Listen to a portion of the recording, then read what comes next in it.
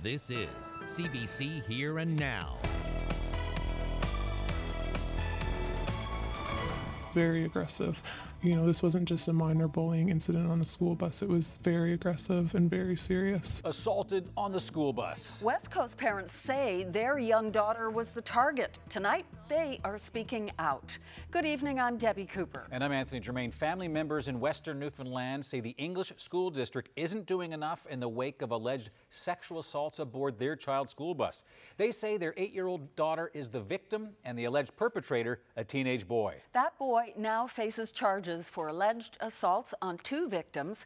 The CBC's Bernice Hillier has been following this story and joins us. Bernice, what can you tell us about these allegations?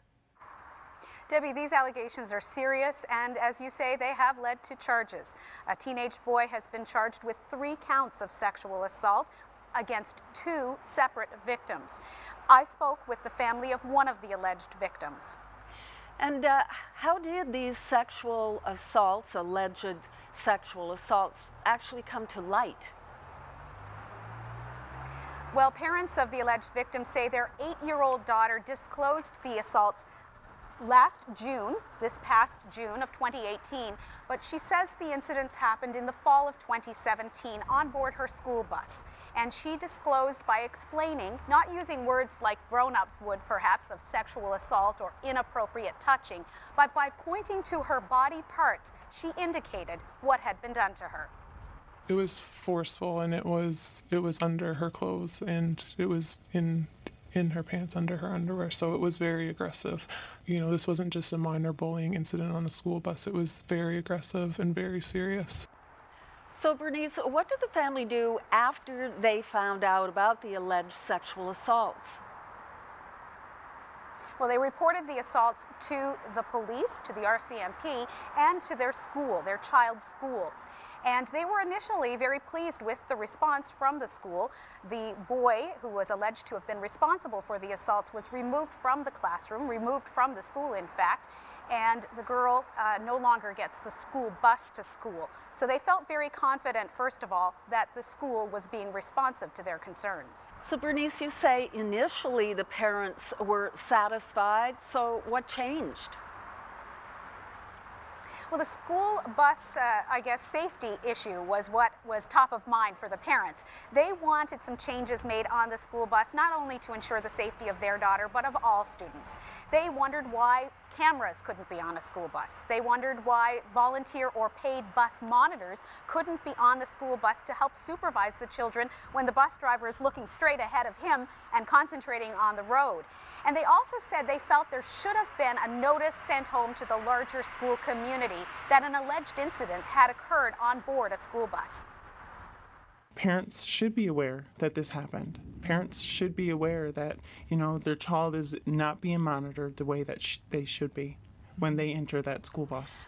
So why do the parents feel like they're not being heard? Well, the family says none of the things they asked for have been done, and they're very concerned about that. They haven't even been able to get answers about why all of these things can't be done. And so they feel that the school board isn't taking sufficient steps to protect the safety of all students. If you're working for the school board or in a school, it is literally your only job to keep those kids safe. And if you can't find the money to do that, then there's a serious problem. Like, I can totally understand why people don't come forward and try to voice their opinion. And report, too. Like, if you can't get it together for an 8-year-old who's going through this, like, anyone else doesn't stand a chance. Absolutely. So what is the school board saying? Well, I spoke with Tony Stack, the CEO and Director of Education with the Newfoundland and Labrador English School District, and he spoke about some of those things the parents had asked for, and he spoke directly to each of those points. He said cameras on school buses aren't permitted for privacy reasons. He says paid bus monitors are not permitted because there's no money in the budget to hire paid bus monitors. He says volunteer bus monitors aren't permitted either because they only operate, volunteers within the school system can only operate under the supervision of teachers. Obviously, there wouldn't be teachers on a school bus, so those volunteer bus monitors are not a possibility. And he said in terms of advising everyone in the school community that there was an alleged incident, Tony Stack says they would be very limited in what they would be able to say because of the Youth Criminal Justice Act. Well, this case is still before the courts, but what about the girl and the teenage boy? Are they still attending school? Well, the family of the alleged victim with whom I spoke says their daughter is attending school. She is not getting the school bus. She sees a counselor on a weekly basis. And as for the teenager who is charged in this matter, he has not attended school since the incident was reported. The CBC's Bernice Hillier reporting for us this evening. Thank you very much, Bernice. You're welcome. The union representing 24 locked out workers in Gander turned the tables today and locked out the people running DJ Composites. Fellow union members from across the country arrived in Gander to show their support in a rally, and it's the latest move in a labor dispute that has dragged on now for 21 months. Here now's Garrett Barry is live at the picket line tonight. So, Garrett, what's happening? My hand's up, it means you're live. Well, I'm just going to take a step out of the frame here so you can see all these people behind me. Obviously, they know we're live right now. They're waving their flags, but this is the biggest crowd that's been here in probably the 21 months since workers at DJ Composites have been locked out. And this behind me, this is a blockade. Unifor says they're not letting anyone in or out of this work site until they get a fair deal. We've locked the employer out. What exactly do you mean by that? They're not getting in the plant. So there's nobody in the plant today, or tomorrow, or the next day, or as long as this takes to get justice for our members. One day stronger! They kicked it off this morning with a show of force and their flags over company signs. Solidarity! A big rally and big talk. What will happen today if somebody tries to cross your picket line? Nobody will try to cross the picket line today. Hypothetically. Nobody will try to cross the picket line today. Unifor says more than 300 union members are here from across the country. Our brothers are suffering. They have families. They have children. They have to feed them. They have to help them out. So we are not going to let it go. It's not a simple matter. We are not going to let it go. We're going to fight until the last minute. You come after one of us, you can't come after all of us. We're here as in solidarity. It's welcome news to locals facing their third winter on a picket line. Kind of puts a little warm spot in your heart knowing that we're just not 27 people fighting for a fight that we believe in. We've got the whole country out there supporting us, believing in our fight enough to show up here to show their support today.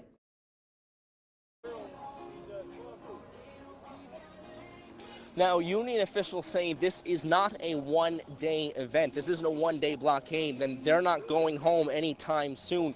But their blockade is in defiance of a court order. A judge has already ruled that Unifor is not allowed to do what they're doing here today. They're not allowed to block traffic. They do have to let people in, but of course they're not doing that. They are blocking traffic.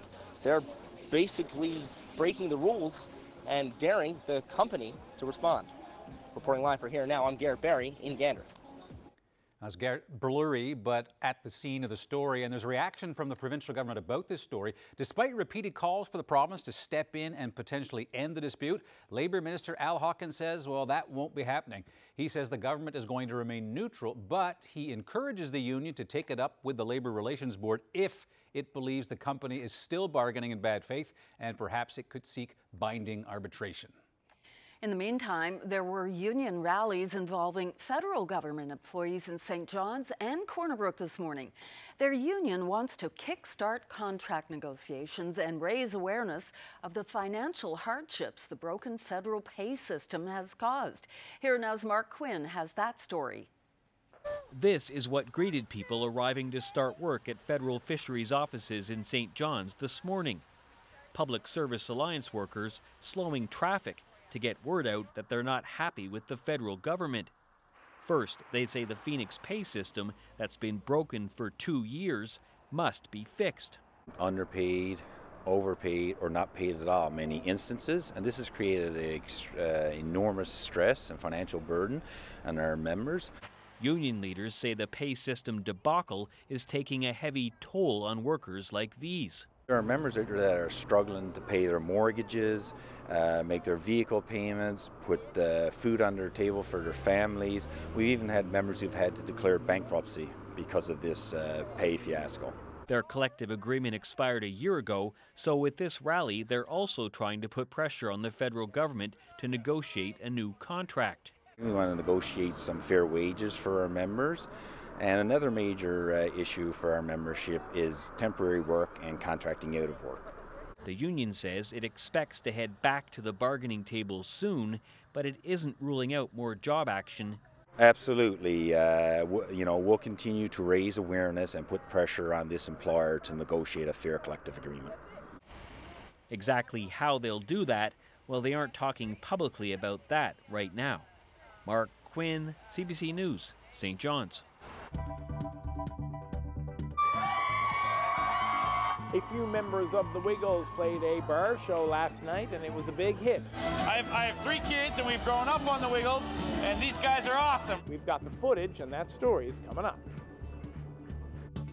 The Royal Newfoundland Constabulary is getting creative to crack down on speeding across the Northeast Avalon. The police have gone to several municipalities with a proposal to beef up their presence. Here now's Ryan Cook has the details. The RNC has a plan to put more of these police cruisers on roads around the Northeast Avalon. That plan comes with a price tag of about $40,000 to pay for the car itself. But as we've heard from the mayors of communities around here, it's a price they're willing to pay. We think it's a small amount. Paradise Mayor Dan Bobbitt says 40 grand for a police car is chump change compared to what they spend on traffic calming projects. That's one of the things that we get. One of the biggest complaints is about speeding and moving violations, and we do a lot, as we do for engineering, roundabouts. Roundabout slows down traffic calming, speed bumps, all those things. This would be a great initiative to protect the residents of Paradise, and the safety aspect of it is good. The proposal would see a new police cruiser in St. John's, Mount Pearl, Paradise, CBS, and 2 around the Killick Coast. They'd likely be staffed by a retired police officer, but the details have yet to be fully ironed out. The RNC says it's tried everything to promote safe driving, including a partnership with CBC on the Driven special. But it didn't solve the problem of bad driving. I see the carnage. I see families ruined. I see communities ruined, and constantly trying to find ways that we can do it different, do it better. You can't keep on doing the same old stuff and expect different results. And like I said, we've already gone down the road of education and awareness. We think we've maxed out there. Now it's time for enforcement. A dedicated officer for things like this, working the streets for 10 hours a day. In Mount Pearl, speeding is the biggest concern heard by the mayor and councillors. They haven't committed to the $40,000 just yet, but they have an idea of how the program could work. It's an interesting proposal. We view it as a pilot project. We would like to establish the pilot in partnership with the RNC. The outcome of that would be to look at our baseline data before we implement the project, as well as the outcomes that we'll have over the next 3 years. The RNC hopes to have a formal proposal by Christmas and hopes to see cars on the road by next spring. More enforcement does have a cost, but most involved hope the results will save lives. Ryan Cook, CBC News, St. John's. Speaking of our roads, if you use your cell phone while driving, you're not alone. Nearly 4 out of 10 Canadians are willing to admit it. A survey from Travelers Canada found 37% of respondents say they make calls and send emails or text messages while behind the wheel. The survey was presented this morning at a conference of risk managers in St. John's. RNC Police Chief Joe Boland spent many years as head of the Constabulary's Traffic Division. He says attitudes on this issue need changing. Now, whether it's your children calling you or whether it's your boss that wants to speak to you, then they expect you to pick up the phone right away. All I can say is that, look, you know what, we got to be more responsible here when it comes to behind the wheel of a car. And leave the phone, put it down. Like, it's killing people. It's destroying lives. It's incredible what's happened on our highways here in relation to distracted driving. Well, we have warm, windy, and wet weather on the way starting tonight. A system will push across the province, bringing gusts up to 100 in the west and temperatures in the mid to upper teens tomorrow. All the details coming up. The Gander SPCA says all but 2 dogs at its shelter will have to be euthanized after an outbreak of the canine distemper virus. Distemper is an incurable and contagious virus that causes damage to the respiratory, digestive, and nervous systems. Half of all cases are fatal. Dogs at the Gander shelter have been under quarantine since it was learned a puppy there had been infected. In a statement released today, the shelter says it made the heartbreaking decision to euthanize any dogs that showed signs of distemper due to the risk of the virus spreading to unvaccinated dogs and wildlife. It started with an audit suggesting that Muskrat Falls may not have been the cheapest option for our electricity needs, and that followed with a counteroffensive which said it was the best option. And that's just one of the early highlights of the Muskrat Falls inquiry, which concluded nearly 2 weeks of public hearings in Happy Valley Goose Bay today, wrapped up a day earlier than originally planned. Our Terry Roberts is following the inquiry and has this report. There's been a lot to digest over these past 2 weeks. Plenty of technical information, surgical-type questioning from lawyers. But it was the release of this critical audit by Grant Thornton into the decision to sanction Muskrat Falls that generated the most buzz. Critics of Muskrat Falls were feeling vindicated following the release of the audit, which questioned whether Muskrat Falls was the best option, whether Nalcor may have inappropriately eliminated at least 2 other options, and whether misstatements and bad decisions may have skewed the analysis in favor of Muskrat Falls. Nalcor lawyer Dan Simmons spent hours dissecting the report, challenging its tone, its findings. The lawyer for former Nalcor boss Ed Martin also attacking the audit, zeroing in on its reliance on an untested statement from Nova Scotia's utility regulator, leading to this testy exchange. You took the position that the Nova Scotia UARB contradicts the position of Nalcor. It contradicts it. But you took no steps whatsoever to determine if NSUARB conclusions were supported on the evidence. You just took the bold statement. We weren't engaged to look into the depth of the assessments that were done. Our role was to report on the findings. Ed Martin hasn't missed a beat, saying he remains confident in Muskrat Falls, urging people to hear all the evidence before forming an opinion. Now, this is really just the beginning. There are more than 100 public hearing days scheduled into next year, and it all resumes on Monday with former Premier Danny Williams testifying before the inquiry. Terry Roberts, CBC News, Happy Valley Goose Bay. Well, it's hard to top playing 6 sold-out shows in St. John's. True, but members of the Wiggles, well, they managed to pull that feat off.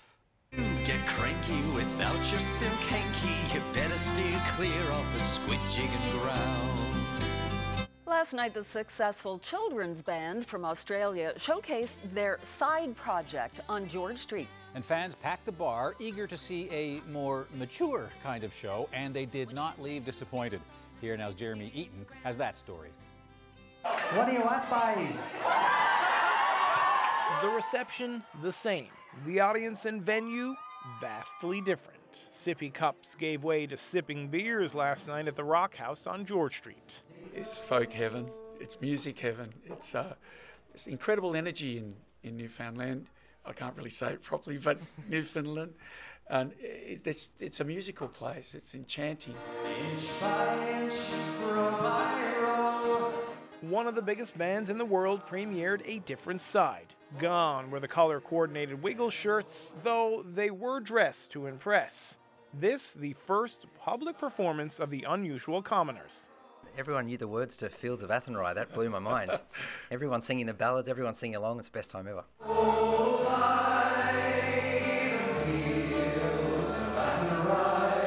But nothing common about this bunch. By day, the Wiggles played 6 straight sold-out shows at the Holy Heart Theatre in 48 hours.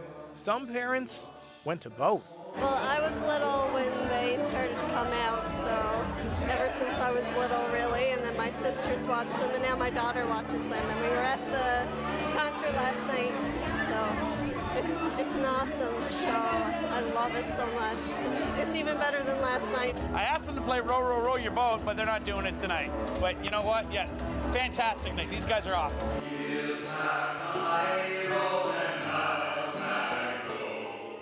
The genre, a little different. The enthusiasm, exactly the same. I like both. Honestly, like even when they're playing on stage right now, I can still picture the Wiggles. I can't. It's hard to tell them apart. It's really hard. I'm here from New Brunswick, here on business, and just walked by here and was pleasantly surprised that it's the Wiggles. Hey, the Wiggles!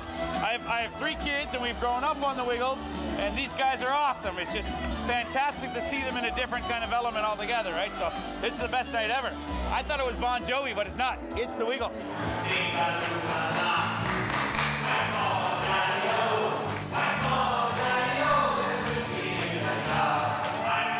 Even Captain Feathersword made an appearance. The group won over fans, but which performance was the band's favorite? Oh yeah, well the Wiggles did 6 shows here, but I reckon I'm having more fun right now, but I shouldn't say that. What do you mean? The next year, the Unusual Commoners will do 6 shows. By all accounts, last night's show was a huge success, something that fans and the band won't soon forget. Jeremy Eaton, CBC News, St. John's.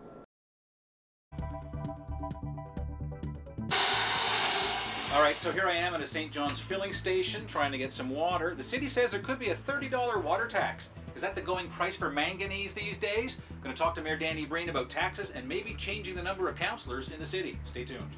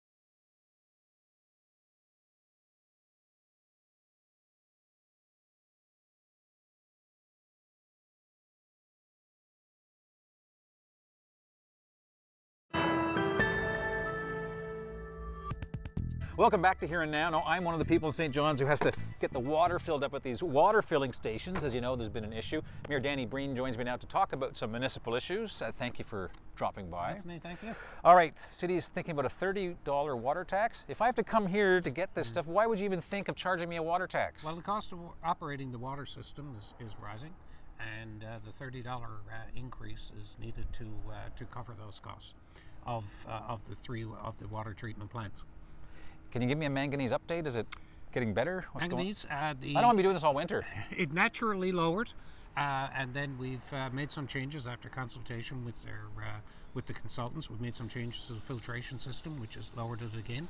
And just had some stats that between June and September we had 221 tests at 15 ports that we have throughout the Petty Harbour Long Pond system. 3% of those had higher levels than acceptable of manganese. Only 3%? Only 3%. So it was 7 out of 221.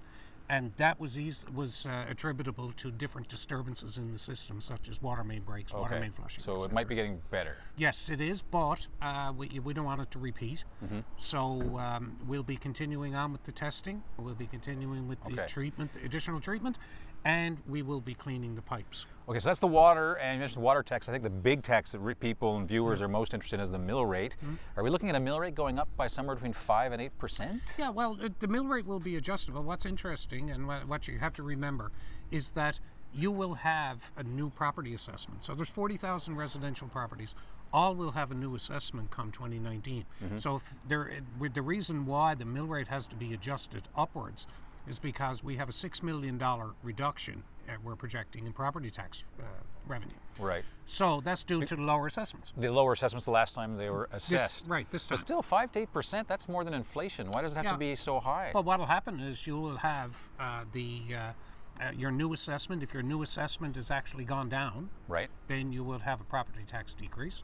If you're gone down by more than 5%, say, you're probably going to have a property tax decrease. Some people may have an increase, but you have no way of knowing that till the assessments are complete.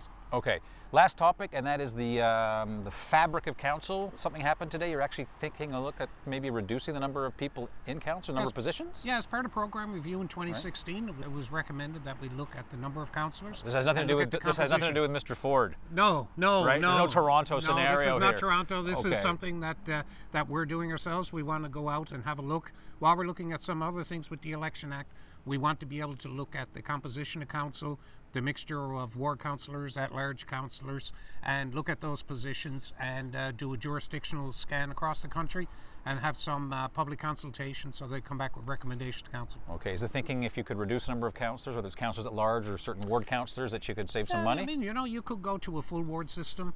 You could go to maintain the partial ward system that we have now. Right. You could have less councillors. That's something that I wouldn't prejudge, but we'll put it out there and then bring it back to council and look at doing that well before 2021. All right, lots going on at City Hall. Mayor Breen, thank you very much. Okay, thank you, Anthony.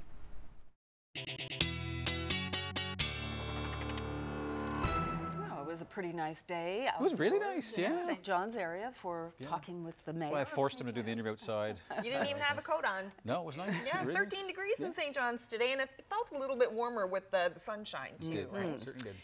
But we have some footage from Jacob Barker today that was shot in Labrador West. Whoa. Yeah, very different story there. Pretty wet, misty, foggy day in Lab West, and Jacob even got caught in a lunchtime downpour. And some more rain on the way tonight for that area, and could be mixed with some snow. Yeah. Sorry. Sorry, but tomorrow it should clear off nicely. Well, why don't we start with looking at the highs for the province today. As I mentioned, it got up to 13 degrees in St. John's, 16 in Deer Lake, not too bad. Churchill Falls saw 14 degrees as the high today, so some decent temperatures. We do have a system working its way across the province tonight, starting with the west and tracking east overnight, and with that comes this wind warning for the Rec House area and then up the Northern Peninsula in the Port Saunders, Red Bay area, so gusts up to 100 in those areas tonight, but winds will be very strong for the rest of the coast as well. So some heavy showers working through the west coast of the island tonight, as well as for Labrador, another round of showers coming for Lab West tonight. And these showers intensifying for the Happy Valley Goose Bay area overnight tonight, as well as the Straits. That's where the area that's going to get the most showers overnight tonight. So we could even see some thunder showers on the west coast of the island. Brook looking at an overnight low of 14 degrees. About 5 to 10 millimeters expected there, and wind gusts could get up to 70, so not warning material, but it's still going to be very gusty there tonight. For the southwest coast, rain a bit heavier there, 10 to 20 millimeters expected for the Burgeo area overnight tonight. St. John's looking at a nice clear evening and 8 degrees for the overnight low. So as we head into Labrador tonight, 5 millimeters of rain potentially mixed with snow in Lab West. You can see that the overnight low is just 2 degrees there. 5 to 10 millimeters in the Cartwright area. And here you can see the heaviest rainfall overnight tonight, 15 to 25 millimeters in the Straits, along with those high winds gusting up to 100. So it's going to be very messy there tonight. So tomorrow, this system kind of moves off of Labrador and focuses more on the island, starting in the morning on the west coast and then working its way across the island, central in the afternoon. And on the Avalon, really won't see this until later in the day. Here we are at 8 o'clock and it's just starting to settle in. So this is the picture for St. John's tomorrow. Could see a few light showers to start the day and 12 degrees. Then we go up to 19 degrees. That's what's in the forecast, so we'll see how that pans out. Looking like mostly a cloudy day. Could see a shower or two, but it's going to be windy. Gusts up to 70 kilometers an hour there. And then as we head into the evening hours, temperatures dip down to about 14 degrees and could see about 5 millimeters of rain associated with this system coming through. So cooler along the coast, though. We have 19 for St. John's inland, but if you're on the coast, it's going to be more like 15 degrees. As we head to central, 5 millimeters of rain expected for the Twillingate, Terra Nova, Gander area tomorrow, but temperatures looking great there as well. So it's going to be windy, it's going to be wet, but it is going to be warm. 10 to 20 millimeters expected for the Harbor Breton area tomorrow and 17 degrees as the high. Another 10 to 15 millimeters for the Brook area. And these temperatures look great, but there is a very important caveat with this. The temperatures are going to be dropping. So this is what you're going to see when you head out your door in the morning, but by the time you get to the afternoon, it is going to be much, much cooler. So be sure to bring a jacket with you tomorrow as you head out. Similar story for the Straits area. Mary's Harbor going to start off nice and warm, but temperature is going to dip down throughout the day. And for the rest of Labrador, mainly cloudy skies. Could see a flurry or two in Lab West and Happy Valley Goose Bay, Makovic, Nain, looking at a mix of sun and cloud. And that's your forecast. Always been curious about where it comes from, how we're using it, the diversion rates, and then where it's going after, because it doesn't just go away. Away is somewhere. It's making an impact somewhere. Tonight on our series Waves of Change, the CBC's Colleen Jones introduces us to a woman who has come up with a way to eliminate plastic. And earn money at the same time.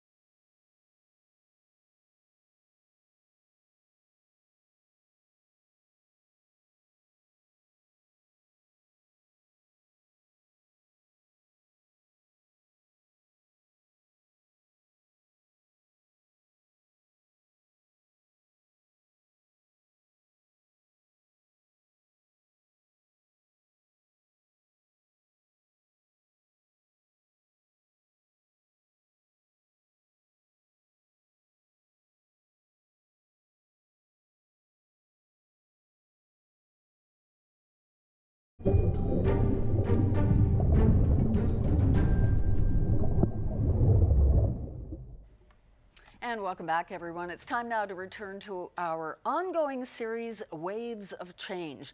A woman in Nova Scotia has decided she will eliminate all plastic used to wrap her leftovers. Yeah, not so easy. So she's cooking up an alternative and making a business out of it. And I think, Carolyn, this will have a certain appeal to you because, well, bees are involved in this. Of course. Yes, I am definitely going to be glued to the screen for this one. Here's Colleen Jones' report. Beeswax wrap in the oven here. It's not cookies, but beeswax wraps coming out of Chelsea Schmulin's kitchen oven. Let's backtrack a couple of months ago. This was her fridge, everything in plastic, and that led to an epiphany. I thought there's got to be a better way. There's so much. So I started making the beeswax wraps, and we haven't bought plastic wraps since then.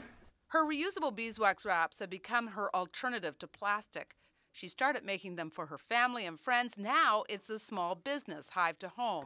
And like the organic products she's making, her business is growing organically. People are very curious about them when they see them because they are pretty new. So word of mouth is really great. People ask a lot of questions, and social media has been a really great part of it. Armed with an environmental science degree from Dalhousie, Chelsea was already a 3 R's convert: reduce, reuse, recycle.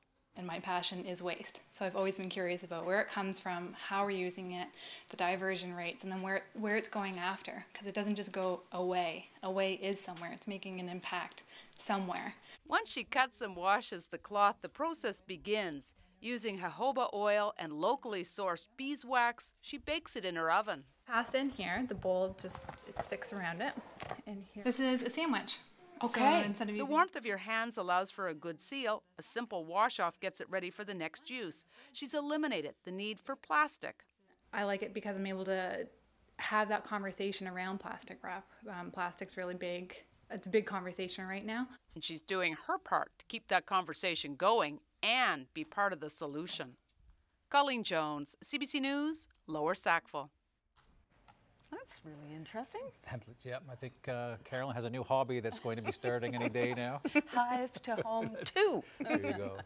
Well, some young students on the Avalon have come up with a unique way to earn a few extra dollars. Certainly, they are doing what fishermen in our province have been doing for centuries. They're making crab pots. And as you'll see, it takes a lot of patience and a steady hand. My name is Simon Andrews, and I'm an instrumentation engineering student at College of the North Atlantic.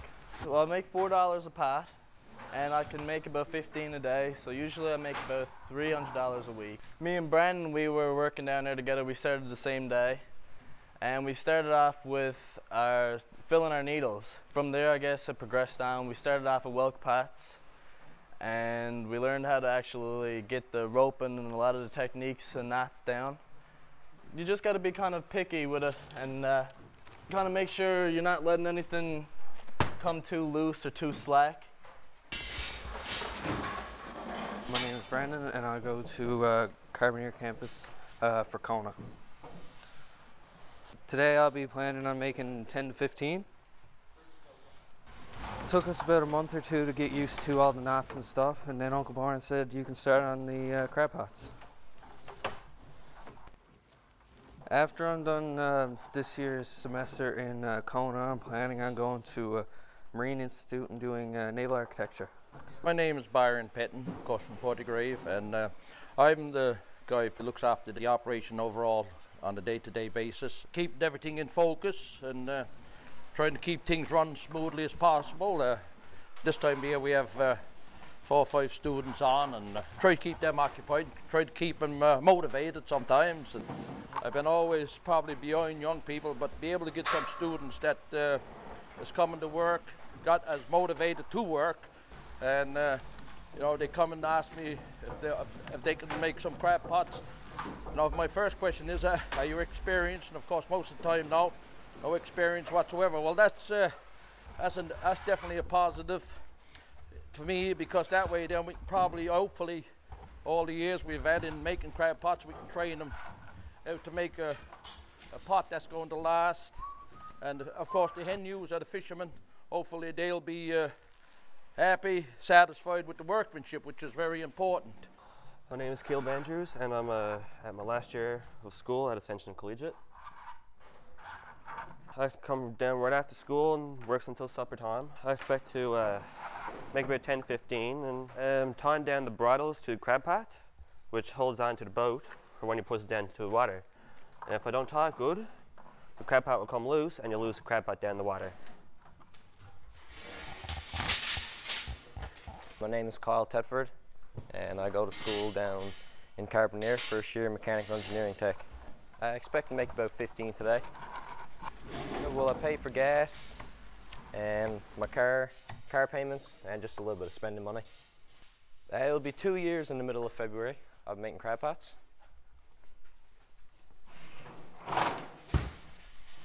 I'm putting in the W's, which is by law, that when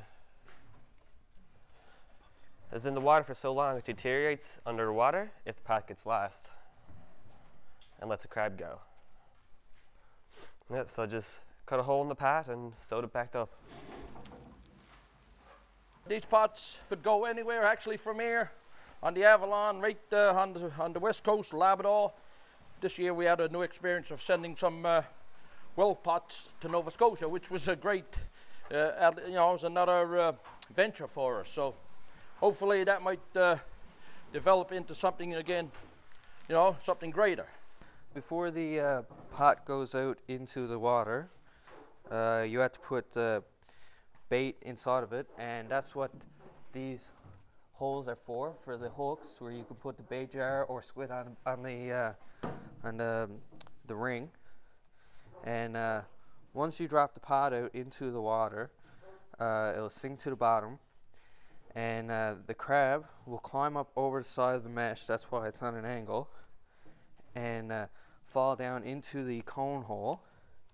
And the way the cone is designed, if they climb back up the side of the rope, they can't get back up because of the cone is too slippery to crawl back through. And the way the mesh is designed is that only males can be trapped. Females are too small to be trapped inside of the crab pot. So that's how the government ensures the future for the fishery. All right, guys, there's a lot more to cod than fish and chips. Let me show you some Baja fish tacos to spice up your fish night. Chef Mark McCrow is back tonight. So far this week, he's showed us how to cut the perfect cod. And how to cook it. Tonight, he's giving us tips on a unique way to serve it up.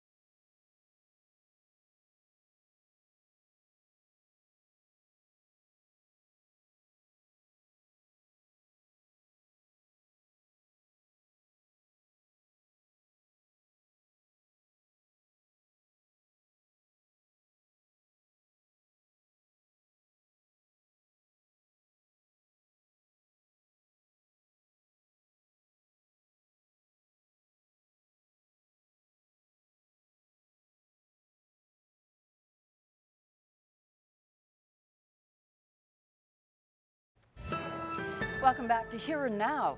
Well, tonight we have more from Chef Mark McCrow on preparing that perfect feed of cod. But first, we got a tweet just before we went to air from David Bishop. David watches Here and Now from Harbour Grace, and he tested out Mark's fish and chips recipe. And as you're about to see, it kind of passed the grade, saying that it was the best he's ever tasted. It was fantastic. So, David also tweeted us a picture of his fried cod masterpiece. As I said, fantastic looking. Yeah, this is the second night in a row we've been tortured with these kinds of pictures. Fantastic, and I'm glad it turned out for you. Yeah, and last night, of course, you'll recall we saw how to make a delicious beer batter for your fish and chips. Tonight, it's tacos. All right, guys, there's a lot more to cod than fish and chips. Let me show you some Baja fish tacos to spice up your fish night. So for your Baja fish batter, start off with a cup of flour in a mixing bowl. Add in a teaspoon of baking powder, a pinch of sea salt, a crack of fresh ground pepper, a little pinch of dried oregano.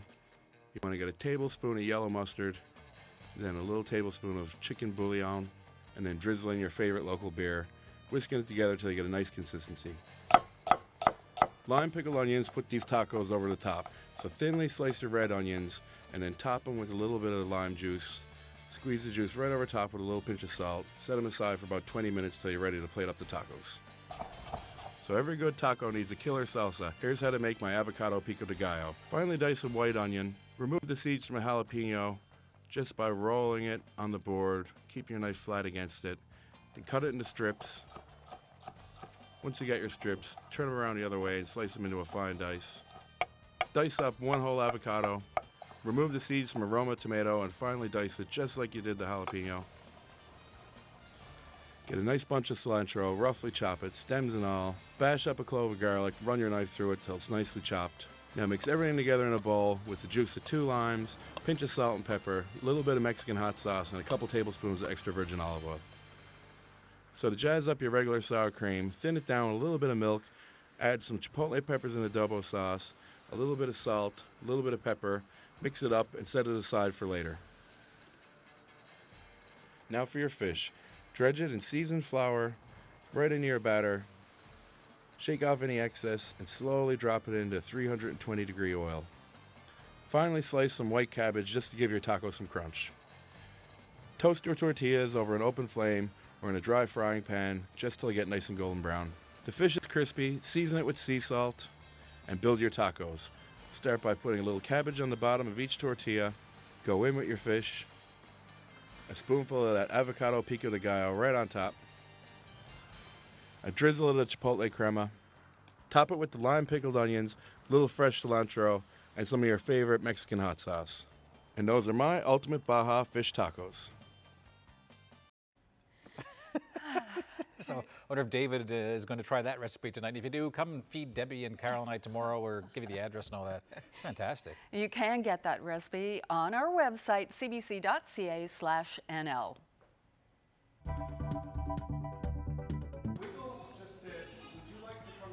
Holy Wiggles! That's what happened when the Holy Heart Choir in St. John's learned the Wiggles would be dropping by. There you go. It's, yeah. That's how big the Wiggles are, if you've been wondering for the past 2 nights. Why are we doing so much? Because of these people.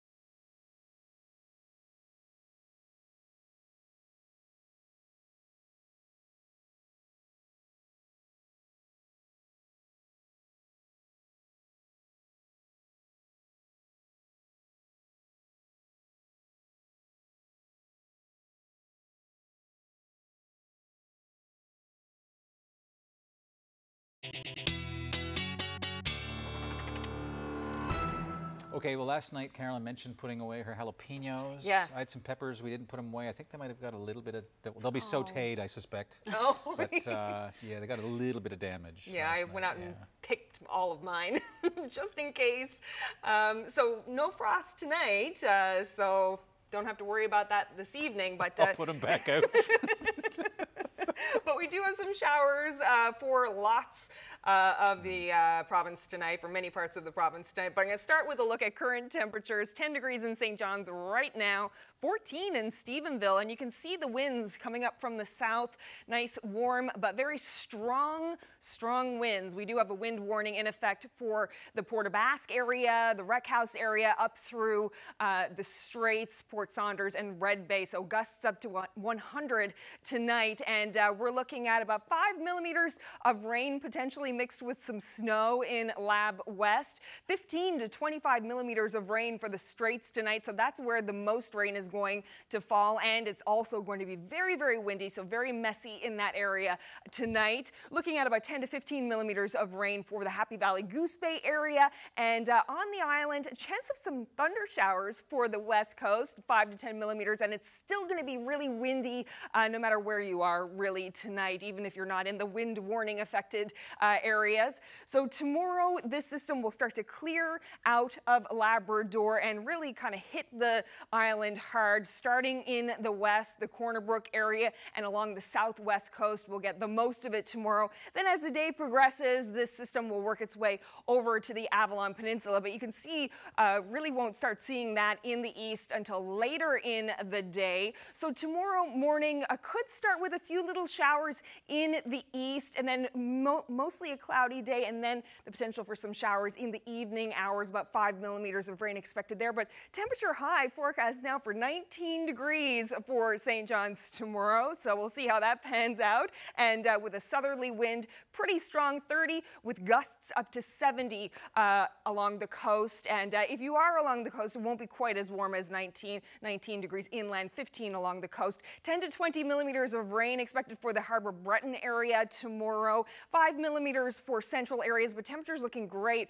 in central. And we do have some nice warm temperatures for the west as well, but this is for the morning. It's going to start off nice and warm as that system starts to work through, but as the system leaves the west, then temperatures are going to go down. So it may start off at about 16 degrees in Corner Brook, but as the day goes on, it's going to dip down to about 12 degrees. So in Labrador, 5 to 10 millimeters of rain expected for the Straits tomorrow, but that's going to clear off around noontime, and then you're looking at a mix of sun and cloud for most of the day. So as we head into Thursday night, this rain really kind of sticks around in the east, and nice and clear for Labrador, lots of cloud for the island, and then it starts to spread to central areas. So on Friday afternoon, we're looking at showers in the east, 12 degrees as the high, 15 in central with a chance of some showers there, and some sun and cloud for eastern Labrador, and mainly cloudy day for western Labrador, and 10 degrees. So as we head into the weekend, Friday evening, lots of rain on the way for the west. If you're heading out Friday night, this is how it's going to look. Clear though for most of Labrador, some showers moving in on Saturday, and as well for the coastline there on the island. So we're looking at 16 degrees in the east for Saturday right now, mostly cloudy for the whole island with some showers, 18 in central, 17 in the west, and a chance of showers as well for western Labrador and eastern Labrador, 13 degrees as the high. And that's your forecast. Back to you.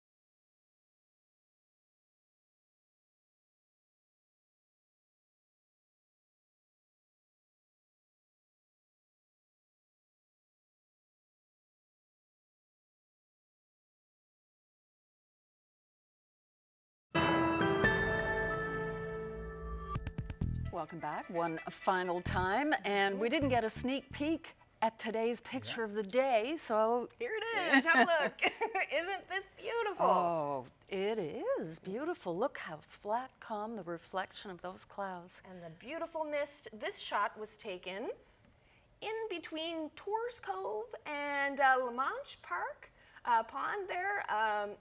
Yeah, so you could flip that upside down and be almost the same image. It's so true. Yeah. So true. Clayton Peach sent this in to us, and just a fantastic shot. It was taken yesterday morning at about 7:30 in the morning. Excellent. I have a new wallpaper for my computer now. That's fantastic. It would be. It's nice. Great for that. Thank you, Clayton. And if you have a photo that you'd like to send in, please email it to us at nlphotos@cbc.ca.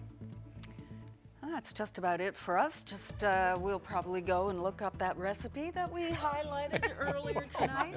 People are asking on Twitter, how come you're not taking me out for Yes, I know. cheese? Everyone's telling me to take Debbie out. I think What she's putting people up to this.